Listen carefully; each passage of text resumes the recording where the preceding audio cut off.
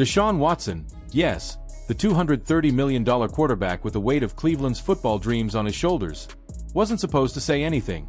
He wasn't supposed to be seen, let alone heard.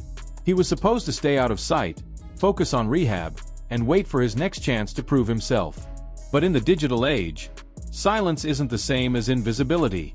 One tiny action, one like on a TikTok post, was all it took for Watson to rip open the curtain and expose what's really been happening behind the scenes of Kevin Stefanski's so-called system. With that single motion of his thumb, Watson validated what Browns fans have been shouting for years. Kevin Stefanski is destroying quarterbacks, and he might be doing it on purpose. This isn't some wild internet theory anymore. It's become a scandal that mixes ego, fear, and manipulation at the highest levels of professional football. For years, Cleveland has been known as a graveyard for quarterbacks. A place where promising players come to die slow, painful deaths under the crushing weight of broken schemes and failed expectations. But this time, the stakes are higher than ever, because the next potential victim isn't just any quarterback. It's Shedeur Sanders, one of the most electrifying young players the game has seen in years, and the Browns are treating him like he's invisible. To the casual viewer, Cleveland's recent victory over Miami looked like a sign of progress. They dominated the Dolphins 31-6. The defense was relentless, the running game solid, and the fans went home thinking maybe, just maybe, the Browns had finally found their rhythm. But if you peel back the layers of that win, you start to see the cracks. You see a team intentionally hiding its weaknesses, protecting its narrative, and manipulating perceptions. Stefanski's offense, the same one that's made so many quarterbacks look lost, was painfully conservative. Dillon Gabriel, the current starter, threw just 18 passes. In an era of high-octane offenses and record-breaking passing stats, Cleveland looked like they were running a playbook from the 1970s. And that's not just bad strategy, it's a deliberate choice. Because Stefanski knows exactly what happens if Gabriel throws an interception or fumbles a snap. The entire stadium will explode in chants for Shedeur Sanders. The pressure will be immediate and unstoppable. The media will circle like sharks, demanding to know why the most talented player on the roster isn't being given a chance. And that's something Stefanski cannot allow. He would rather choke his offense to death, win ugly, and protect his fragile narrative than admit he was wrong about who should lead this team. Enter Deshaun Watson, watching it all unfold from the sidelines. He's seen this pattern before. He lived it.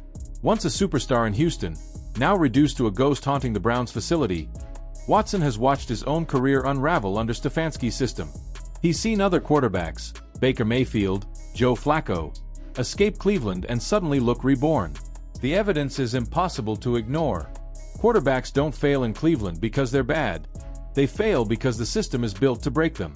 And so, when Watson saw a fan post a TikTok calling out Stefanski directly, saying every quarterback he touches becomes worse, that the system is the problem, not the players, Watson did the unthinkable. He liked it. Just one tap, one gesture. But in today's NFL, that's not small. That's rebellion. That's defiance. That's the equivalent of standing up in a team meeting and saying, "My coach is ruining us." And it wasn't some obscure post buried in the algorithm. It was public, loud, and targeted directly at the man Watson is supposed to support. The internet exploded. Screenshots spread like wildfire. Fans who'd long suspected sabotage finally had validation from the most credible source possible: the team's own franchise quarterback. The Browns' PR machine scrambled to contain the fallout, but the damage was done. In one digital heartbeat, Watson confirmed what insiders had whispered about for years.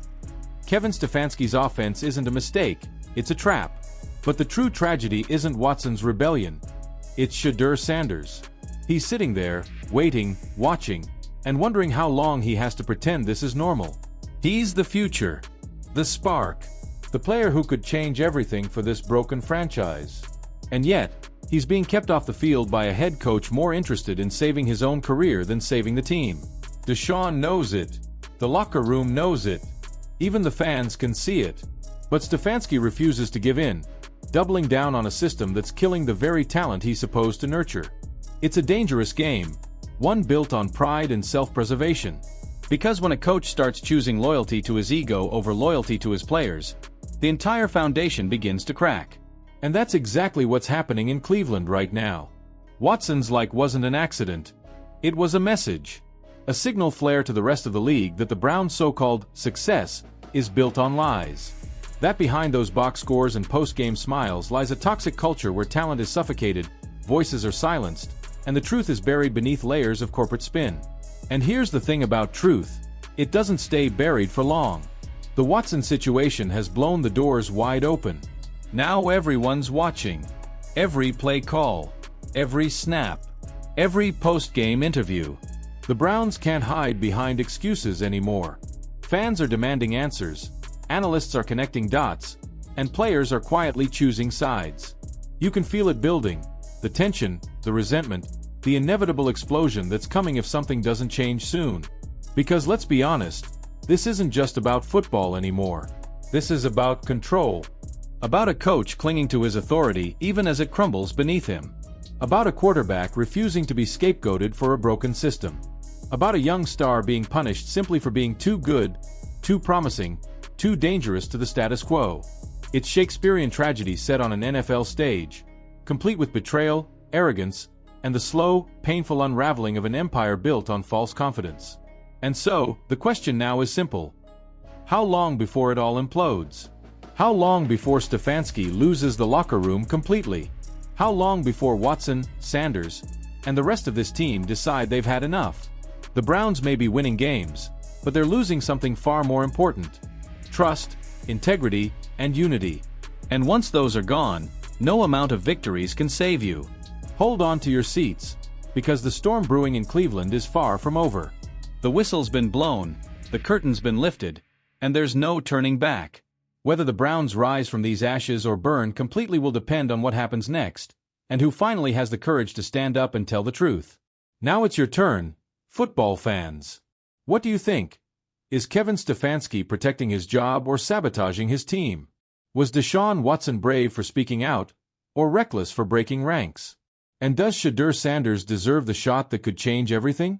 Drop your thoughts below, hit that like button if you want more deep dives into the drama behind the game, and don't forget to subscribe, because the story unfolding in Cleveland is only just beginning.